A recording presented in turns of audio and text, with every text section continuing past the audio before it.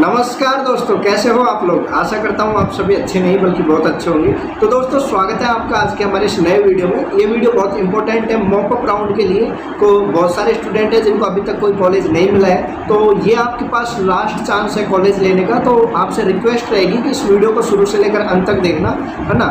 सबसे पहले अपन बात करेंगे इसमें जो आपके कॉमन डाउट आ रहे हैं कि मॉक अप राउंड में हम काउंसलिंग करते हैं तो क्या हमें मेन कैंपस मिलेगा कि सब कैंपस मिलेगा।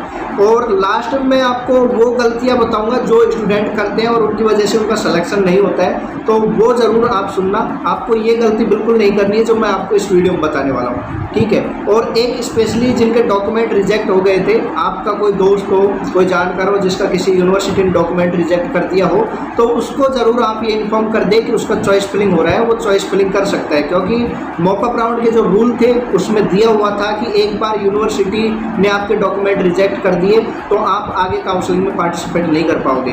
लेकिन अब आप देखोगे वहाँ पे तो वो बंदे भी यहाँ पे पार्टिसिपेट कर रहे हैं। क्यों कर रहे हैं? तो इसके पीछे आप लोगों का और बहुत सारे लोगों का बहुत बड़ा हाथ है, जिन लोगों ने मेरे बोलने पर या किसी और यूट्यूबर के बोलने पर, जिन लोगों ने बोला था कि इस यूनिवर्सिटी ने डॉक्यूमेंट रिजेक्ट किए, जैसे असम एग्रीकल्चर यूनिवर्सिटी ने डॉक्यूमेंट रिजेक्ट किए, आपके श्री कर्ण नरेंद्र एग्रीकल्चर यूनिवर्सिटी ने डॉक्यूमेंट किए, यूएचएस भागलकोट ने डॉक्यूमेंट रिजेक्ट किए।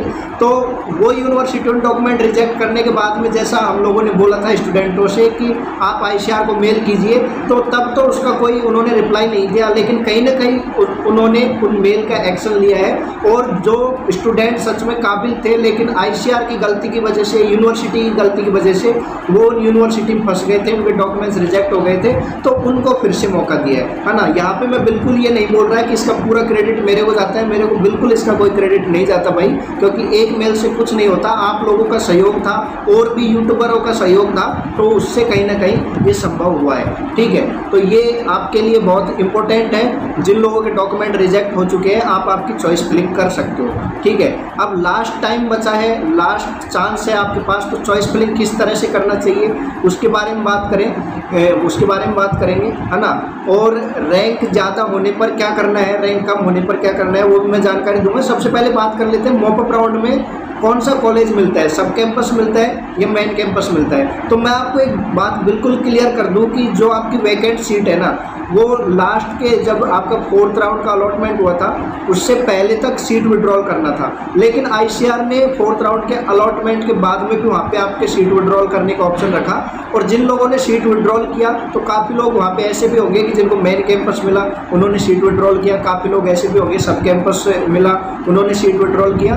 तो इसका मतलब ये है कि मॉक अप राउंड में आपको सब कैंपस भी मिल सकता है और मेन कैंपस भी मिल सकता है। ऐसा नहीं कि मॉक अप राउंड में आप काउंसलिंग करोगे तो आपको सब कैंपस ही मिलेगा, ऐसा बिल्कुल नहीं है। आपको यहाँ पे मेन कैंपस भी मिल सकता है, ठीक है।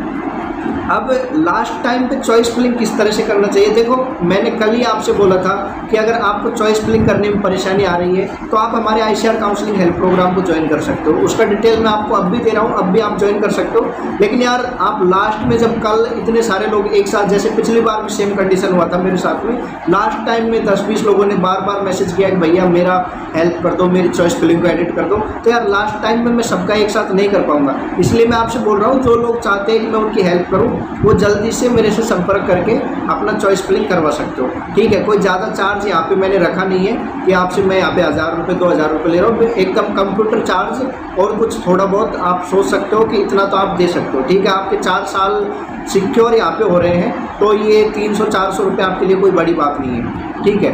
तो अगर आपको समझ में नहीं आ रहा है तो आप ज़रूर ज्वाइन कर सकते हो, और आपको समझ में आ रहा है तो मैं आपको बता दूं कि आपको चॉइस फिलिंग में इस बार ये गलती नहीं करनी है कि आपको मतलब आपने सोचा, देखो काफ़ी सारे लोग आपसे ये बोल रहे हैं कि आपकी रैंक कम है तो कम रैंक के हिसाब से अपनी कॉलेजों को भरोगे जहाँ पे सिलेक्शन हो सकता है। अगर आप ऐसा करोगे और उसके बाद में आपको पता चलेगा कि मेरे रैंक पे तो वो कॉलेज मिल गया था, तो भाई कहीं ना कहीं आपको दुख होगा। तो अगर आप आपकी चॉइस फिलिंग खुद से कर रहे हो तो इस बात का अच्छे से ध्यान रखना कि आपसे जो लोग बोल रहे हैं ना कि जिस कॉलेज में एलिजिबल है या जिस कॉलेज में तेरा नंबर आ सकता है उसी कॉलेज को कर, तो ऐसा नहीं करना है। दोबारा से आपको अच्छे से ऑर्डर में अच्छे प्रेफरेंस में अपनी चॉइस फिलिंग को अरेंज करना है, तब जा करके आपको कॉलेज मिल पाएगा, ठीक है। और जिनका रैंक ज़्यादा है, ये मैं गलतियाँ बता रहा हूँ आपको, है ना। सबसे पहली गलती ये होती है कि जिनकी रैंक अच्छी होती है, लगभग 1000-2000 के लगभग होगी, तो वो 5-6 कॉलेज भर देंगे और सोचेंगे कि हाँ इनमें से ही मेरे को कॉलेज मिल जाएगा, और लास्ट में उनको कॉलेज नहीं मिलता है ना। तो भाई ये गलती मत करना, आपके पास एक ही चांस है तो अधिक से अधिक चॉइस फिलिंग करना। ये नहीं बोल रहा हूँ कि आपकी अच्छी रैंक है फिर भी आप ऐसा बोल रहे हो, आप सोच रहे होगे, लेकिन कहीं ना कहीं अपने आप को सिक्योर रखना चाहते हो, अपने सिलेक्शन को सिक्योर रखना चाहते हो, तो आपको ये काम करना होगा, ज़्यादा से ज़्यादा आपको चॉइस फिलिंग करनी होगी। अगर आपकी रैंक बहुत ज़्यादा हो रही है तो आपको एक से अधिक कोर्स सेलेक्ट करने हैं, जैसे बीएससी एग्रीकल्चर के बाद में आप हॉर्टिकल्चर सेलेक्ट करें, फॉरेस्ट्री सेलेक्ट करें, और आप एलिजिबल है तो बायोटेक्नोलॉजी, और भी जो जैसे आप पीसीबी के स्टूडेंट है तो बायोटेक्नोलॉजी कर सकते हो, मैथ के स्टूडेंट हो तो आप डेयरी टेक्नोलॉजी, फूड टेक्नोलॉजी, इस तरह से आप आपके पास ऑप्शन रखें कि आपको बीएससी एग्रीकल्चर ना मिले, हॉर्टिकल्चर ना मिले तो आपको फॉरेस्ट्री मिल जाए, ठीक है।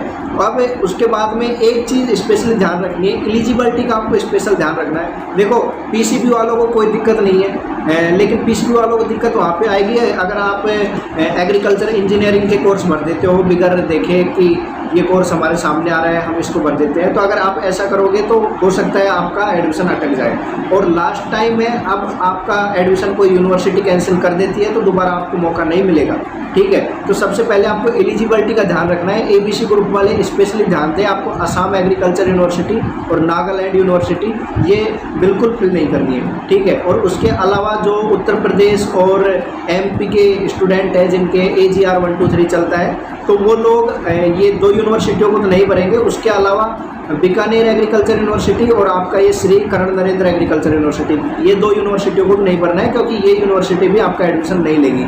और पीसीएम वाले बंदे हैं वो UHS university of horticulture science Bagalkot को बिल्कुल ना भरे, क्योंकि वहाँ पे वो एलिजिबल, देखो आईसीआर ने यहाँ पे सुधार किया है, एक चीज़ में सुधार किया है कि जिन लोगों के साथ यहाँ पे धोखा हुआ था एलिजिबिलिटी की वजह से उनको दोबारा से चांस दिया है, लेकिन उसने अपनी एक गलती में सुधार नहीं किया है, तो उसने फिल्टर किया हुआ था यूनिवर्सिटियों को एलिजिबिलिटी के हिसाब से, उनको वहाँ पे नहीं हटाया। असम एग्रीकल्चर यूनिवर्सिटी अब भी वहाँ पे नज़र आ रहा है, नागालैंड एग्रीकल्चर यूनिवर्सिटी अब भी वहाँ पे नज़र आ रहा है। उसके अलावा अपन बात करें एबीसी ग्रुप वालों के लिए, तो देखो एबीसी ग्रुप वाले राजस्थान के और जिनके एग्रीकल्चर, केमिस्ट्री, बायोलॉजी चलता है स्पेशल, उनको तो कोई दिक्कत नहीं है, लेकिन जो उत्तर प्रदेश और एमपी के एबीसी ग्रुप वाले हैं उनका थोड़ा सब्जेक्ट अलग होता है, क्रॉप, एनिमल हस्बेंड्री, हॉर्टिकल्चर सब कुछ अलग होता है, तो उनके लिए ये 2 यूनिवर्सिटियाँ दिक्कत कर रही हैं। तो ये यूनिवर्सिटी भी अभी आपके सामने वहाँ पे नज़र आएगी। तो अगर आप दोबारा से ये गलती करते हो, आपको ये कॉलेज मिलता है, तो ये आपके लिए आपका साल बर्बाद कर सकता है, ठीक है। और कुछ यूनिवर्सिटी ऐसी है जिन्होंने एज का क्राइटेरिया भी दिया हुआ है, तो अगर आपका एज ज़्यादा हो रहा है, आपका गैप ज़्यादा है,